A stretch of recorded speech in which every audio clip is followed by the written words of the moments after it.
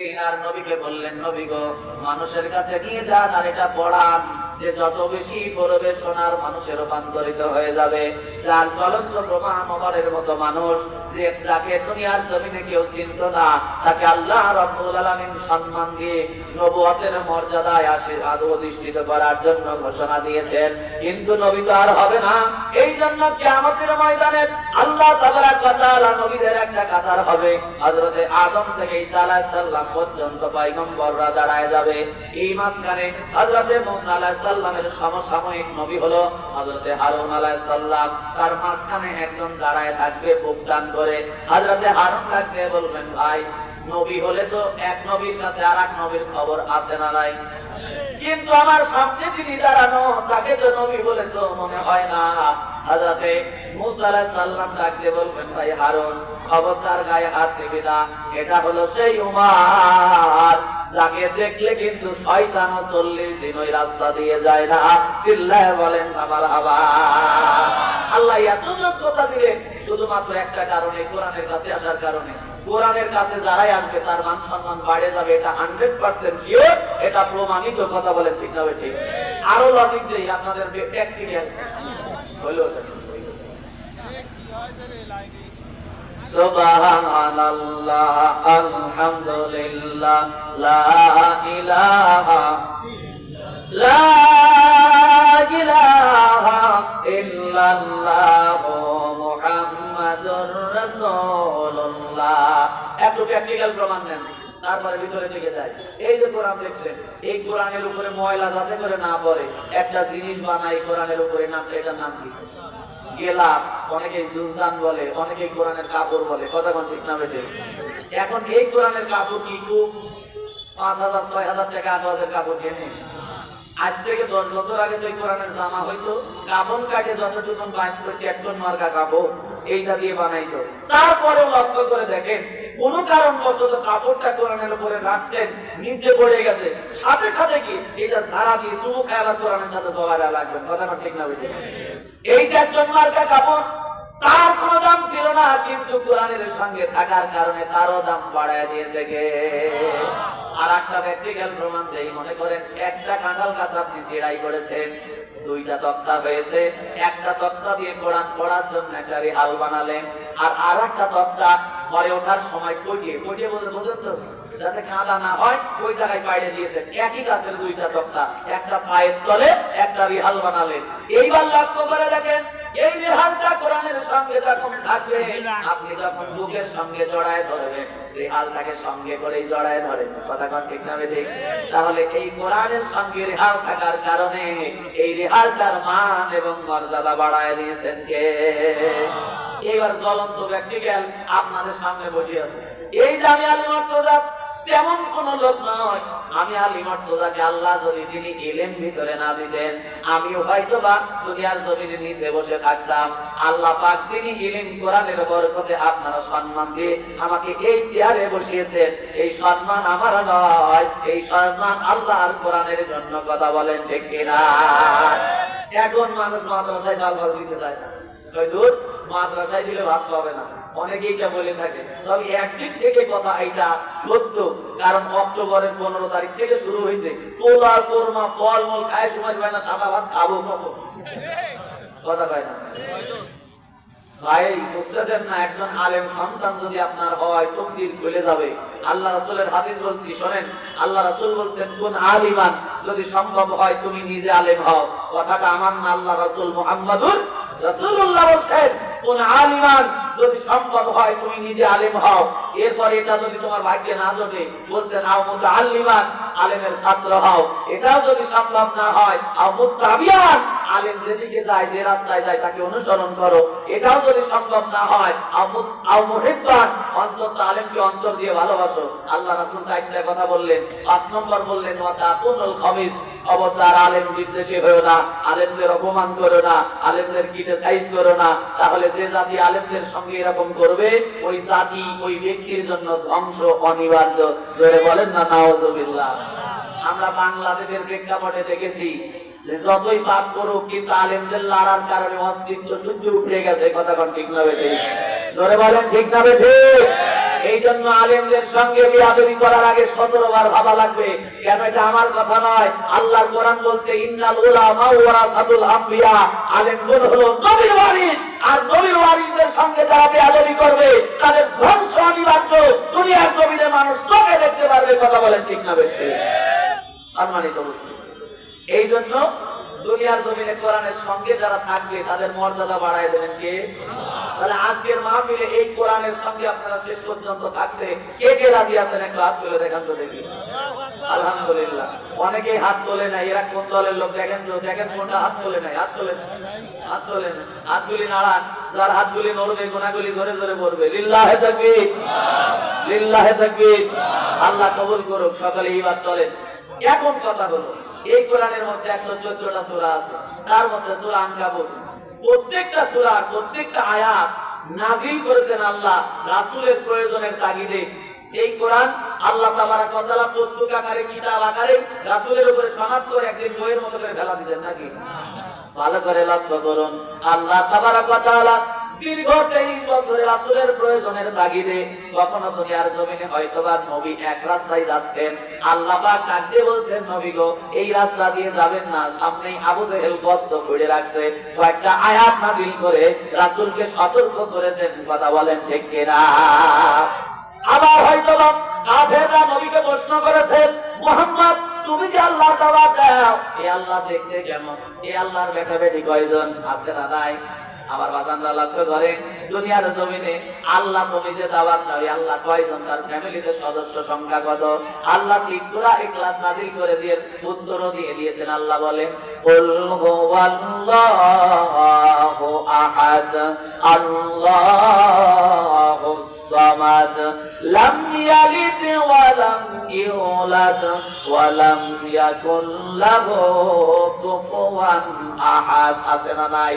তার মানে রাসূল যখন যে জায়গায় গিয়েছেন, যদি কোনো বিপদের সম্মুখীন হন, সেখান থেকে পরিত্রাণের জন্য আল্লাহ নির্দেশনা দেওয়ার জন্য কোরআন নাযিল করেছেন। আবার কাফেরদের প্রশ্নের জবাবে আল্লাহ কোরআন নাযিল করেছেন। আবার দুনিয়ার জমিনে কেমন করে দাওয়াত দিলে মানুষগুলো তাড়াতাড়ি মেনে নেবে, তার ক্যাটালগ নকশা দিয়ে আল্লাহ কোরআন নাযিল করেছেন। তার মানে কোরআনের প্রত্যেকটা আয়াত, প্রত্যেকটা সূরা নাযিলের পেছনে কারণ আছে না নাই? এখন যে কারণে কোরআনটা নাযিল হয়, এখানে মাওলানা হওয়া লাগবে না।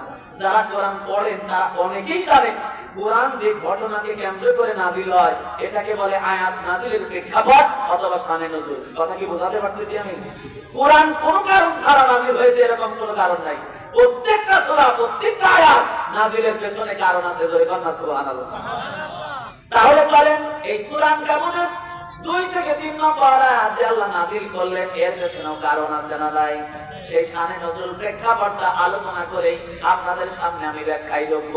ভালো করে লক্ষ্য করুন, এই যে আয়াত হাসিবান নাসু আইয়ুতরাকু আইয়াকুলু আমান্না বিল্লাহ, এই যে আয়াতে কারিমাটা আল্লাহ নাযিল করলেন, তোমরা কি মনে করেছো যে লা ইলাহা ইল্লাল্লাহ মুহাম্মাদুর রাসূলুল্লাহ এই কথা বলে ঈমান আমি এনেছি দাবি করেই তোমরা জান্নাতে চলে যাবে? না, তা হবে না। এই আয়াতটা আল্লাহ যখন নাযিল করলেন, সেখানকার প্রেক্ষাপটটা আমি আপনাদের সামনে বর্ণনা করছি। লক্ষ্য করুন, ওই সময় যারা নতুন ঈমান এনেছে দুনিয়ার জমিনে, তাদের উপর স্টিম রোলার চলতেছিল নির্যাতনের। তারা মায়ের খাচ্ছিল, রক্ত ছড়াচ্ছিল, নবী সহ সাহাবীদের উপরে অকথ্য নির্যাতন চলতেছিল। মূলত এই আয়াতটা আল্লাহ নাযিল করেছেন নতুন ঈমান যারা এনেছে তারা যাতে ঈমানের উপরে টিকে থাকতে পারে, এই জন্য আল্লাহ পাক তাদের হতাশা দূর করার জন্য আয়াত নাযিল করেছেন। আর যারা মুসলমান, এই মুসলমান হওয়ার পরে যারা দুনিয়ার জমিনে আল্লাহর হুকুম মানে না, টুপি ঠিক আছে, দাড়ি ঠিক আছে, জুব্বা ঠিক আছে, কিন্তু মুনাফিকি করতেছে, এই দুইটা গ্রুপকে উদ্দেশ্য করে আল্লাহ তাবারক ওয়া তাআলা এই আয়াতে কারিমাগুলি নাযিল করেছেন। চিল্লায়ে বলেন না আল্লাহু আকবার। ভালো করে লক্ষ্য করুন পরিবেশটা কেমন ছিল, বোঝানোর চেষ্টা করছি। নবী করিম সাল্লাল্লাহু আলাইহি ওয়াসাল্লাম হেরেম শরীফের মধ্যে বসে আছে, আল্লাহ সূরা রহমানের কিছু আয়াত নাযিল করে দিলেন। আর রহমান আল্লামাল কুরআন খালাকাল ইনসান আল্লামাহুল বায়ান। জোরে বলেন আল্লাহু আকবার। আল্লাহ রাসূল আয়াত যখন নাযিল হলো, ডানে তাকালেন, বামে তাকালেন, এদিক ওদিক তাকায় সাহাবীদেরকে ডাকতে বলছে, আমার সাহাবীরা কে কোথায় আছো? আল্লাহর পক্ষ থেকে কোরআন নাযিল হয়েছে, তাড়াতাড়ি মুখস্থ করো, এটাকে হেফাজত করতে থাকো। কাছেই ছিলেন আব্দুল্লাহ ইবনে মাসউদ এবং কাআব রাদিয়াল্লাহু তাআলা আনহু, দুইজনে দৌড়া এসে আল্লাহ রাসূলের কাছে বলছেন, লাব্বাইক ইয়া রাসূলুল্লাহ, লাব্বাইক ইয়া হাবিবাল্লাহ। কেন ডাকলেন? নবী ডাকতে বলেন, আব্দুল্লাহ ইবনে মাসউদ রে, কাআব রে, কোরআন নাযিল হয়েছে, তাড়াতাড়ি এটার হেফাজত করো, মুখস্থ করে নাও। হযরত আব্দুল্লাহ ইবনে মাসউদ এবং কাআব রাদিয়াল্লাহু তাআলা আনহু নবীর কণ্ঠে কোরআন শুনে শুনে মুখস্থ করে নিলেন। এইবার মুখস্থ করবার পরে আল্লাহ রাসূল বললেন, নিজে শুধু কোরআন মুখস্থ করলে হবে না, বাল্লিগু আন্নী ওয়ালাউ আয়া, তুমি নিজে শুনবে, নিজে মানবে, আর এক ভাইকে শেখানোর জন্য চেষ্টা করা লাগবে। কথা বলেন ঠিক কিনা? হযরত আব্দুল্লাহ ইবনে মাসউদ বললেন, তাহলে একটু গ্রামের দিকে চলে যাওয়া লাগবে, আমার পরিবার পরিজন আত্মীয় স্বজন এলাকার মানুষের কাছে কোরআন পৌঁছায় দেওয়া লাগবে। ভালো করে শুনুন, ওই সময় যে নির্যাতন চলতেছিল, ওই নির্যাতনের কারণে সাহাবীদেরকে আল্লাহ রাব্বুল আলামিন দুনিয়ার জমিনে যে সান্ত্বনার বাণী শোনায়েছেন এই আয়াতের মধ্যে, সেই বিষয় প্রেক্ষাপটটা আপনাদের সামনে আলোচনা করছি। এইবার হযরত আব্দুল্লাহ ইবনে মাসউদ এবং কাআব রাদিয়াল্লাহু তাআলা আনহু কোরআন মুখস্থ করতে করতে বাড়ি যায়। এই কোরআন মুখস্থ করতে করতে বাড়ি যাবে, তবে বাড়ি যে রাস্তা দিয়ে যাওয়া লাগবে, এই রাস্তার শুরুতেই কাবা শরীফের পাশেই দেখবেন একজনের বাড়ি আছে, তার নাম হলো মিস্টার আবু জেহেল। চেনেন আপনারা? সরাবাড়ি আইছিল কোরআন হাদিস পড়ে শুনেছেন যে খাটা আল্লাহ রাসূলকে সবচেয়ে বেশি জ্বালাইছে। কতক্ষণ ঠিক না বেশি যাওয়া লাগবে তার বাড়ির উপর দিয়ে, কিন্তু আবু জেহেল সারাদিন নেতামি করে ঘুরে বেড়ায়, কোনো কাজ করে খায় না, ও খালি খাও খাওয়ার দান্দাই করে। কথা কয় না? কারণ দিন বিরোধী নেতাগুলি ওর কাছে কি হালাল হারাম আছে নাকি? ও যা পায় তাই খায়, এই জন্য সারাদিন হুক্কা মারে বেড়ায়, খালি খাও খাওয়ার দান্দায়। এবার দুনিয়ার জমিনে যখন বিকেল হয়ে গেছে, বাড়ির দিকে রওনা দিয়েছে, বাড়িতে যাইতেই আবু জেহেলের স্ত্রীকে ডাক দিয়ে বলতেছে, ভাবছে আবু জেহেলের স্ত্রী দেয়ালে বাগুনে চলে গেছে, ভাত ভাত করো, ভাত আর হবে না, হুক্কা মারে বেড়াও। বলে, দেখ বেশি চিল্লাবি না, আমি কিন্তু মক্কার লিডার। বলে, তুমি মক্কার লিডার বলে আমি তোমার চাইতে কোনো অংশে কম না, আমি হলাম আব্রাহা বাদশার বোন, আমার নাম হলো নাকেরা। কথা বলেন ঠিক না বেঠি? আবু জেহেলের স্ত্রী যিনি ছিলেন, তিনি হলেন নাকেরা, আব্রাহা বাদশার বোন। একজন বড় লোকের মেয়ে যদি সাধারণ একটা গরিবের ঘরে আসে, ওই মেয়ের গরম কম না বেশি? সবসময় সালাম করে চলে। কথা কন ঠিক না বেঠি? কিছু হইলে বাপের কাছে বোন, আব্বা আর কোন দিস না, তাহলে বেলা গেল। কথা কন ঠিক না বেঠি? এখন বাপের বাড়ির লোকজন যদি একটু মানে নেতা কোয়ালিটির হয়, ওই বইয়ের যে গরম রে ভাই, এই বেচারাটা সবসময় ইউজ করতে থাকে। কথা কন ঠিক না বেঠি? আবু জেহেল ডাকতে বলছে, দেখ মক্কার সকল মানুষগুলি আমার নেতা মানে, দুনিয়ার জমিনে তুই এরকম করলে তোমার মান সম্মান থাকবে না। এবার আবু জেহেলকে ডাকতে বলছে, শোনো, তুমি মক্কার সকল মানুষের কাছে নেতা হতে পারো, কিন্তু এই জায়গায় এসে নেতামি গিরি করলে তোমার কিন্তু ভাত জুটবে না, কপালে ফাঁকার বাড়ি জুটবে। কথা কন ঠিক কিনা? আমি বলি কি শোনেন ভাই, দুনিয়ার জমিনে অ্যানালাইসিস করে দেখবেন, যত নেতা ইসলামের বিরোধিতা করেছে, দ্বীনের বিরোধিতা করেছে, এরা বাইরে দুনিয়ার জমিনে বাঘ হলেও, এরা বাইরে চেয়ারম্যান হলো, এরা বাড়ি গিয়ে বইয়ের কাছে মেম্বার। কথা কন ঠিক কিনা? কারণ দুনিয়ার জমিনে ওই নেতার চরিত্রের বউ ছাড়া কেউ, ওই নেতার চরিত্রের বউ জানে, নাকেরাও জানে আবু জেহেল কয় ধরনের, কত নম্বর ধরনের লম্পট, এটা নাকেরা ভালো করে জানে। এই জন্য ওর সামনে জোরে জোরে কথা বলে না। এখন বলতেছে, দেখ মাইনে নিলাম তুই প্রধান, কিন্তু জোরে চিল্লাস না, আশেপাশের লোক শুনলে আমার নেতা মানবে না, মান ইজ্জত যাবে। কিন্তু নাকেরা দুনিয়ার জমিনে ও কি মান আছে, ও কি পদ্মা জানে, ও কি পদ্মা মানে। স্বামী স্ত্রীর সঙ্গে লাগে গেছে ভাই, কথাটা কি আমার রাইট? স্বামী স্ত্রীর ঝগড়া আছে না নাই? আমাদের সংসারে পরিবারেও আছে, স্বামী আর স্ত্রীর ঝগড়া লেগে গেছে। বলতেছে দুনিয়ার জমিনে, শোনো, আম্মা জানের একটু সামনের দিকে আগায় বসেন, আল্লাহ তাবারাক ওয়া তাআলা আরেক বোনকে জায়গা করে দিলে জান্নাতের মধ্যে আপনাদের জায়গা করে দেবে। জোরে কোন আমিন। আমার বাজানরা লক্ষ্য করেন, এই জন্য দুনিয়ার জমিনে যখন ঝগড়া শুরু হয়ে গেছে, বাড়ির মধ্যে ভাই এবং ভাবির ঝগড়া আছে, ঝগড়া করতেছে, যদি না বানাও আলাদা বাড়ি, ফিরায় দাও আমার বাপের ডিসকভারি গাড়ি, আছে না নাই? মানে যৌতুক হিসাবে যেটা নিছে। এই জন্য রাত্রিবেলা কানের কাছে গিটার বাজাচ্ছে, যদি না বানাও আলাদা বাড়ি, ফিরায় দাও আমার বাপের ডিসকভারি গাড়ি। তার মানে শ্বশুর শাশুড়ির সাথে খাবে না, কারণ বিয়া খাওয়া ধান্দা জুটতেছে। কথা কন ঠিক না বেঠিক? এই জন্য বারবার বলে যদি না বানাও আলাদা বাড়ি ফিরে দাও আমার বাপের ডিসকভারি গাড়ি। এই নাও তোমার সেতার 2 টাকার নাকের ফুল, বিয়ার দিন যেটা দিছে 1600 টাকা দাম। এই নাও তোমার সেতার 2 টাকার নাকের ফুল, বিয়া করে আমি তোমারে করছি একটা মস্ত বড় ভুল। এরকম সব আছে না নাই? ঠিক আবু জাহেলের বয়স সঙ্গেও লেগে গেছে ভাই। ইন দা মিন টাইম এমন সময় হযরতে আব্দুল্লাহ ইবনে মাসউদ এবং কাব বাড়ির কাছ দিয়ে যাচ্ছে।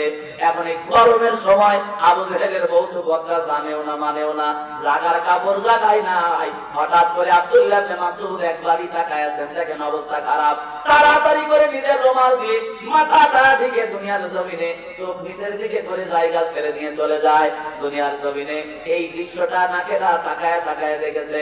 হঠাৎ করে ডাক দিয়ে বলছে, আবু জাহেল তুমি নাম্বার মারো, কিছুক্ষণ আগে দেখলাম তুমি বলো মক্কার সকলেই তোমাকে সালাম না দিয়ে যায় না, কুরনিশ না করে যায় না।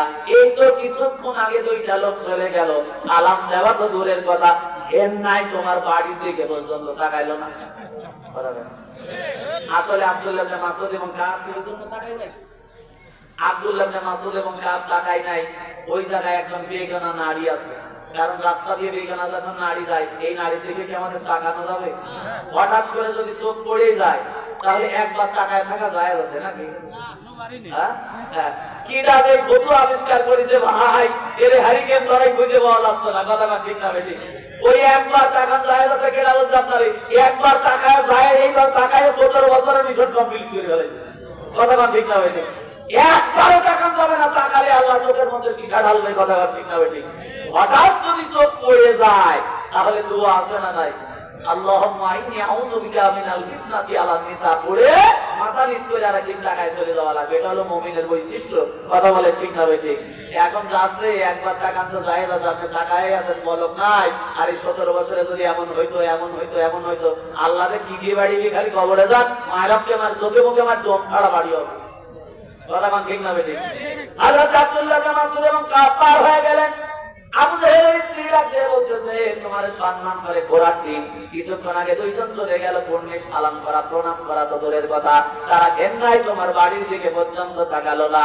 এইবার আবু জাহেল ছিল বিড়াল, এখন হয়ে গেছে বাঘ।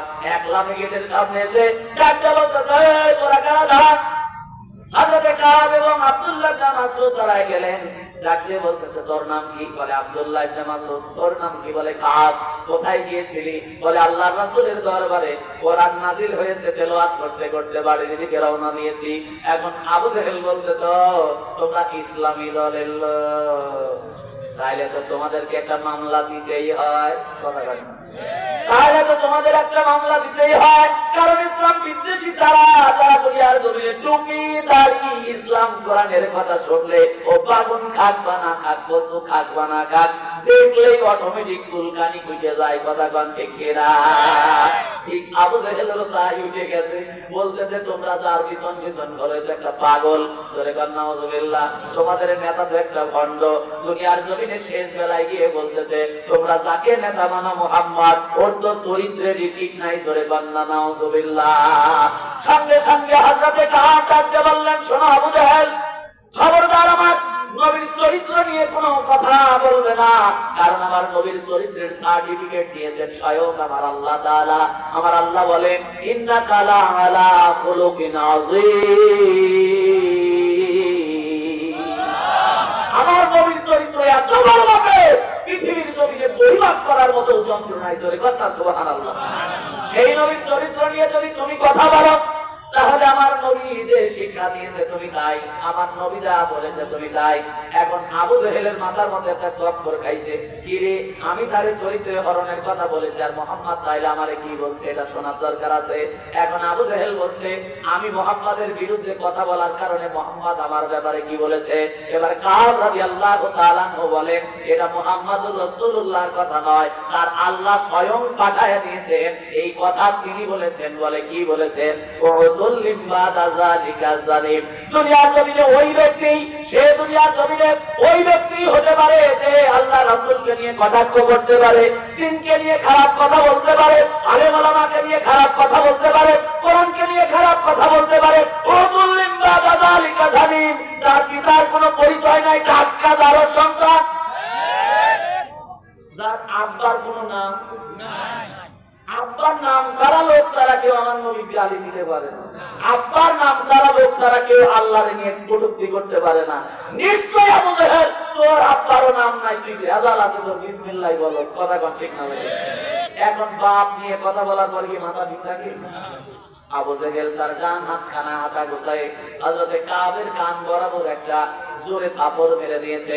হযরতে কাব জমিনে পড়ে গেছেন, ইনকি দিয়ে রক্তের ফোঁটাগুলি পড়তেছে, জমিন ভিজে গেছে। হযরতে আব্দুল্লাহ ইবনে মাসউদ হাত খানা ধরে টেনে তুললেন, ডাকতে বললেন, ভাই কাব রে, চল বাড়ির দিকে চলে যাই। কাব ডাকতে বলছে, না বাড়ির দিকে আর যাব না, চলো আল্লাহর রাসূলের কাছে আবার চলে যাই। দুনিয়ার জমিনে আর কতদিন এমনি করে মার খেতে থাকবো, আর কতদিন ওমরের তরবারি কোষের মধ্যে থাকবে, আর কতদিন আমরা এমনি করে নির্যাতন সহ্য করব। চলো রাসূলের কাছে চলে যাই। তবে যাওয়ার আগে আবু জাহেলের সাথে একটু ডাইরেক্ট অ্যাকশন দিয়ে যায়। হযরত আব্দুল্লাহ ইবনে মাসউদ বললেন, বিবাদে জড়াস না রে ভাই, এখন ওরা কিন্তু ক্ষমতায়। আজকে 17 বছর ধরে একাধারে রাষ্ট্র চালাচ্ছে। বেজার করার দরকার নাই, মামলা দিবে কিন্তু। হযরতে কাব বললেন, দেয় দিক, তারপর তাকবীর আমি দেব। সুবহানাল্লাহ। ও দেয় দিক মামলা, কোনো আমার সমস্যা নাই, আমি ওপেন চ্যালেঞ্জটা করে যাই, তুই একটু দাঁড়া, খালি আমার পাশে থাক। এখন হযরতে কাব তার শাহাদাত আঙ্গুল উঁচু করে বলতেছে, আবু জাহেল শোন, এখন দুনিয়ার জমিনে ক্ষমতা তোর কাছে আছে বিদায় আমার একটা কানের তালা ফাটালি। আল্লাহর কসম করে বলি, যার হাতে আমার প্রাণ, ওই আল্লাহর কসম, এই ক্ষমতার গতি যেদিন উল্টাবে, সেদিন আমি কাজ চ্যালেঞ্জ করলাম, তোর দুইটা কানের তালায় আমি ফাটায় দেব। চিল্লা বলেন না আল্লাহু আকবার।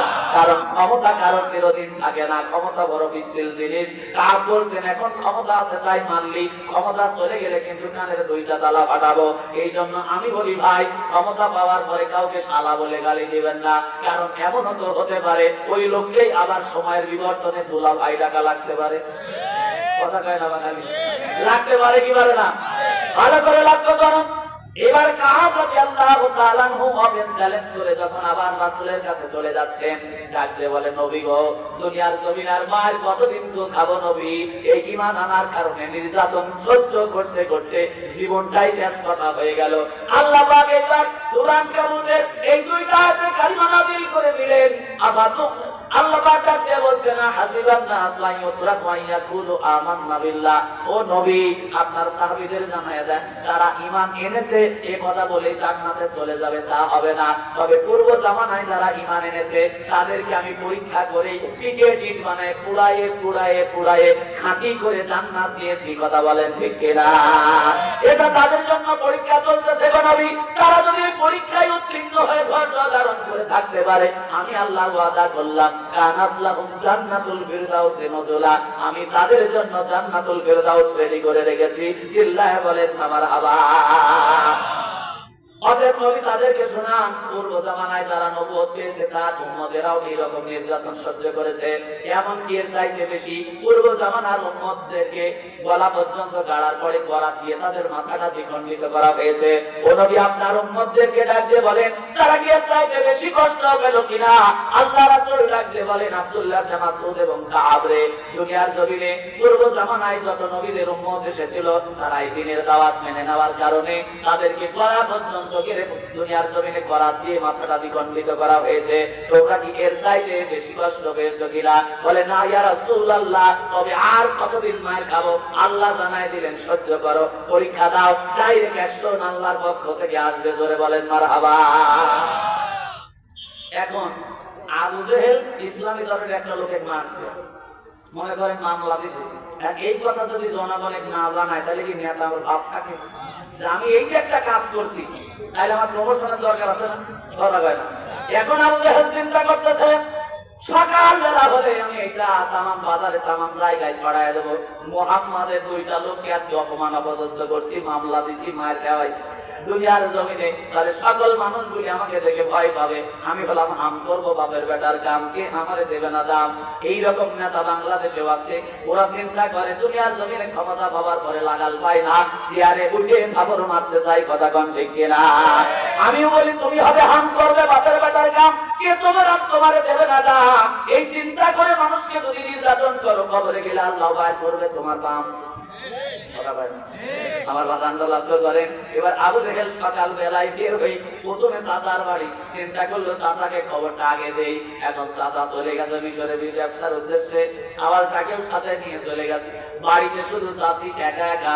যাবার আগে বলেছে, শোনো আমি থাকবো না, বাড়িতে চোর ডাকাত তো কোনো অবস্থাতে ঢুকতেই পারে।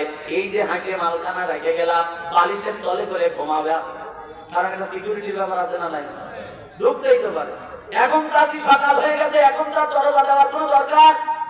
কোনো মতো মহিলা মানুষ একা বাড়িতে খাবার দাবার শেষ করে উনি দরজাটা লক করে নাই, খিল লাগাই নাই, আওসানো, বাংলায় আমরা বলি এলাকার ভাষা কি আওসানো, আওসায় রেখে দিয়েছে। তিনি মহিলা মানুষ খেয়ে দিয়ে চটির উপরে টান হয়েছেন, ঘুমায় গেছেন। ঘুমন্ত মানুষের কাপড় চোপড় কি ঠিক থাকে? এখন আবু জেহেল এসে দরজায় নক করে, চাচা ও চাচা, কোনো রেসপন্স নাই। এখন আবু জেহেল দরজায় ধাক্কা দিতে সনাত করেছি জিম্বাল। এখন তাকায় দেখে চাচি ঘুমায় আছে। আবু জেহেলের লম্পট প্রবৃত্তির মন ভিতর থেকে জাগ্রত হয়ে উঠেছে। আল্লাহর কসম করে বলি, কোরআন হাতে আপনি গবেষণা করে দেখবেন, ইসলাম বিরোধী যতগুলি নেতা আছে এইরকম তাদের চরিত্র এরকম লজ্জা মার্কার কথা বলেন, ঠিক কিনা? আবু জেহেল ঠিক এইবার ঘরের মধ্যে ঢুকছে, দরজাটা নিজে হাতে বন্ধ করে দিয়েছে। বন্ধ করার পরে চাচির দিকে আস্তে আস্তে আগাইছে, আগানোর পরে চাচির গায়ে সেই হাত মারছে। চাচি বালিশের তলে কি মাল জানি আছে, একটা জবাব করে ডাক দিয়ে বলতেছে, বল হারামজাদা, গায়ে কেন হাত দিলি? হারামজাদা ব্যাখ্যা বললেন, একটা হচ্ছে হালাল জাদা, একটা হচ্ছে হারামজাদা। হারামি করে যেটা জন্ম হয় এটা হলো হারামজাদা, আর হালাল পন্থায় যেটা হয় এটা হলো হালাল জাদা। এখন চাচি ডাক দিয়ে বলতেছে, বল হারামজাদা, গায়ে কেন হাত দিলি? এখন আবু জেহেল দেখতেছে অবস্থা তো বেগতিক খারাপ, বলতেছে, না চাচি আমি দেখতেছিলাম তুমি ঘুমাইছো নাকি। এখন চাচি বলে, আমি ঘুম আসছে কিনা এটা দেখার দায়িত্ব আর আমার গায়ে শুধুমাত্র একজনই হাত দিতে পারে, সে হলো আমার স্বামী। দুনিয়ার জমিনে এছাড়া কোন পুরুষ আমার গায়ে হাত দেওয়ার অধিকার। কেন হাত দিলি বল? দুনিয়ার জমিনে কথা বলতে দেরি আছে, কোবাতে দেরি নাই। কোন কষ্টে মষ্টে আবু জেহেলের বেঁচে গেল জান, কিন্তু কেটে পড়ে গেল ডান সাইডের কিছু অংশ। কান চিল্লায় বলেন না মারহাবা। আল্লাহ ওই যে ডাকতে বললে, নবী গো টেনশন করবেন না, আমার ডাইরেক্ট অ্যাকশন আসবে। এইবার আবু জেহেল তাকায় দেখে কানের অংশটা ঠিক ঠিক ইল্লাজের মতো লাফায়। কান তুলতে গেলে কোবারাক আছে না নাই, মোল্লা চোরের মতো দরজা তো নিজেই বন্ধ করছে, খালি দৌড়ায়। এবার কোবাচ্ছে, কোনো মতো বাম হাত দিয়ে দরজা খুলে আবু জেহেল চিন্তা করতেছে, দৌড় এমন দৌড়, হাঁকি এসে গেছে, দুই হাঁটুর উপরে ভর দিয়ে আগে হাঁকিয়ে নিচ্ছে কানটি। অনেক দৌড়ানোর পর হাঁটুর উপরে হাত দিয়ে দেখবেন নীরবতা পালন করে, রিল্যাক্স হওয়ার জন্য। করে কি করে না? এখন এই রিল্যাক্স করার সময় আবু জেহেল চিন্তা করতেছে, চিকিৎসা হবো কোন জায়গায়? এখন যদি কবিরাজের কাছে যাই, হসপিটালে যাই, তাহলে তো পেপারে উঠে যাবে যে আমি কি আকামটা করতে গেছিলাম।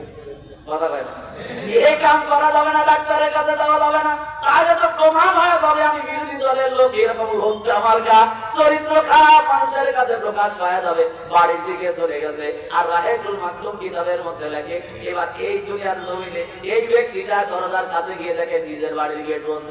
বিপদ বাড়লো না কমলো? এইবার ডাক দিচ্ছে নিজের স্ত্রীরে, ও আমার সোনার ময়না পাখি, দরজাটা একটু খোলো তো দেখি। এখন নাকেরা বাড়ির ভিতর থেকে বলতেছে, বুড়া বয়সে বিমুখীতে ধরছে না, আজ কোনো দরজা খোলা হবে না, কারণ কিছুক্ষণ আগে তুমি আমার সাথে ঝগড়া করে গেছো। এবার ডাকতে বলতেছে, আবু জেহেল, সাক্ষী চন্দ্র, সাক্ষী তারা, তুই আমার মনের তারা, বলে যতই গলা করো দরজা আজকে আর খোলা হবে না। এইবার আবু জেহেল ডাকতে বলতেছে, শোনো, কিছুক্ষণের মধ্যে যদি দরজাটা না খোলে তাহলে আমি না, আমার লাশ কিন্তু ঢুকবে। তাড়াতাড়ি দরজা খুলে দিছে। আবু জেহেল কাজ করে নিজের উপরে পড়ে গেছে, কান দিয়ে দরদর করে রক্ত পড়তেছে, কারণ রক্ত শূন্য হয়েও মানুষ মারা যায় কি যায় না, অবস্থা বেশি ভালো না। নাকেরা ডাকতে বলতেছে, আবু জেহেল রে, কান কেন কমে গেল? আবু জেহেল ডাকতে বলতেছে, লাভের কসম, ওজার কসম করে বলতেছে, আমি শাস্তির ঘরে ঢুকি নাই। ওরে কেউ জিজ্ঞাসা করছে, মানে মাসলার তলে গেলে রে, কয় মা আল্লাহ কি আমি গুড় খাই নাই, তার মানে ওই পাকা চোর। কথা কথা ঠিক না? ওই যে ভালো করে লক্ষ্য করুন, এই নির্যাতনের সময় সাহাবীদেরকে আল্লাহ তাবারক ওয়া তাআলা আশ্বাস দিলেন, মায়ের আসবে, টেনশন করবেন না, কারণ পরীক্ষা ছাড়া জান্নাত পাওয়া যাবে না। কথা বলেন ঠিক কিনা? এই জন্য আল্লাহ তাবারাক ওয়া তাআলা ডাকতে বলছেন আহাসিবান নাসু আইয়ুতরাকু আইয়াকুলু আমান্না বিল্লাহ, ঈমান এনেছো এই কথা বলেই তোমরা জান্নাতে যেতে পারবে না। এজন্য তোমাদের পূর্ববর্তীরা যারা জান্নাতের সার্টিফিকেট পেয়েছে আমি আল্লাহ রাব্বুল আলামিন তাদেরকে পরীক্ষা করে জান্নাত দিয়েছি। এ ব্যাপারে আল্লাহ পাক বলছেন পরীক্ষা ছাড়া আমি কাউকে জান্নাত দেব না। কথা বলেন ঠিক কিনা? আল্লাহ রাব্বুল আলামিন সূরা বাকারা 214 নম্বর আয়াতের মধ্যে আল্লাহ বলেন আম্মা হাসিবতুম আন তাদখুলুল জান্নাতা ওয়ালাম্মা ইয়াতিকুম মাসালুল লাযিনা খালাউ মিন ক্বাবলিকুম। জোরে বলেন আল্লাহু আকবার। আল্লাহ বলেন ওহে দুনিয়ার জমিনে তোমরা মনে করো কি আমি ঈমান এনেছি এই কথা বলে জান্নাতে চলে যাবে।